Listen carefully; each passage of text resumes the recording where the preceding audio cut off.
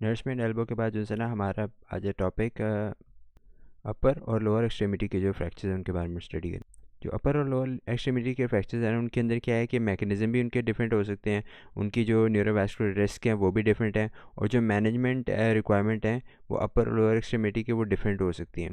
इसलिए पहले जो हमें अपर और लोअर एक्सट्रीमिटी की जो एनाटमी है उसको पढ़ेंगे। ओके, सो जैसे मैंने बताया कि सबसे पहले अपर लोअर एक्सट्रीमिटी जो है इनकी एनाटमी डिस्कस होगी, फिर जो फ्रैक्चर है उसकी असेसमेंट और जो मैनेजमेंट है उसके लिए जो जनरल प्रिंसिपल्स हैं वो देखेंगे। और क्लिनिकली हमारे लिए इंपॉर्टेंट है कि हर जो फ्रैक्चर की जो टाइप है उसके यूनिक जो फीचर्स हैं वो हमें पता हों। सो मेजर वैस्कुलर स्ट्रक्चर में सबसे पहले हमारे पास आती हैं एक्सियल, ब्रेकियल, रेडियल और अल्नर आर्टरीज। ओके, सो हमारे पास सबसे पहले ये एक्सिलरी आर्टरी आई थी जो कि सबसे बड़ी आर्टरी है। एक्सिलरी आर्टरी जो है क्लेविकल के नीचे से गुजर रही है और ये जो स्कैपल है उसके इंटीरियर आ रही है। इससे सबसे पहले जो है वो सुपीरियर थोरेसिक आर्टरी निकल रही है, फिर उसके बाद थोरेसिकोक्रोमियल आर्टरी की ब्रांच निकल रही है। फिर ये है lateral thoracic artery. Lateral thoracic artery के बाद एंटीरियर सर्कमफ्लेक्स ह्यूमरल आर्टरी।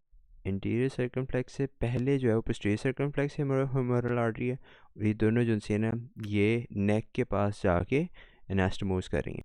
फिर हमारे पास आ गई सब स्कैपुलर आर्टरी, और जो लोअर बॉर्डर है टीरीज मेजर मसल का उसके पास आके जो है ये एक्सिलरी आर्टरी ब्रेकियल आर्टरी को नेम हो जाएगी। सो बेसिकली ये है कि एक जो आर्टरी है वो जो है ना थोरैक्स उसके सुपीरियर पोर्शन को दे रही है। एक थोरैकोक्रोमियल ट्रंक जो है उसमें से एक थोरैक्स के लिए आर्टरी निकलेगी और एक निकलेगी क्रोमियम के लिए।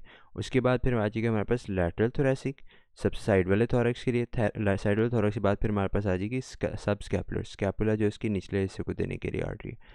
जो लास्ट आर्टरी है ना जो सब स्कैपुलर, उससे पहले जो है वो दो आर्टरीज निकली हैं, पोस्टीरियर और इंटीरियर सर्कमफ्लेक्स ह्यूमरल आर्टरी। अब जब एक्सिलरी आर्टरी को ब्रोंकियल आर्टरी का नाम दे दिया है तो उसके बाद इसमें से एक आर्टरी जो है वो निकल रही है डीप ब्रेकियल आर्टरी, जो कि ह्यूमरस के पोस्टीरियर चली जाती है।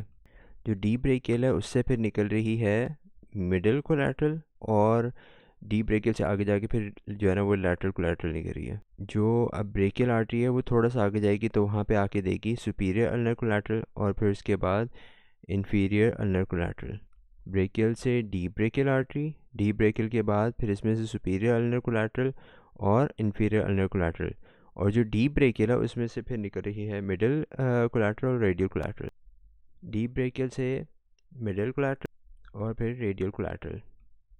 और ब्रेकियल आर्टरी फिर जब ये जैसे ही कॉन्डाइल और ये जो एल्बो के जॉइंट्स हैं ना उनको क्रॉस करती है तो फिर ये रेडियल और अल्नर के अंदर डिवाइड हो जाती है, और डिवाइड होते साथ ही रेडियल वाली साइड से रेडियल रिकरेंट निकलती है और अल्नर वाली साइड से एंटीरियर अल्नर रिकरेंट और पोस्टीरियर अल्नर रिकरेंट निकलती है।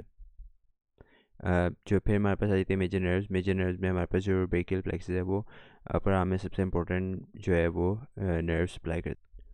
और स्पाइनल कॉर्ड में C5 से T1 तक जो है ना ये जो है वो उसमें से निकल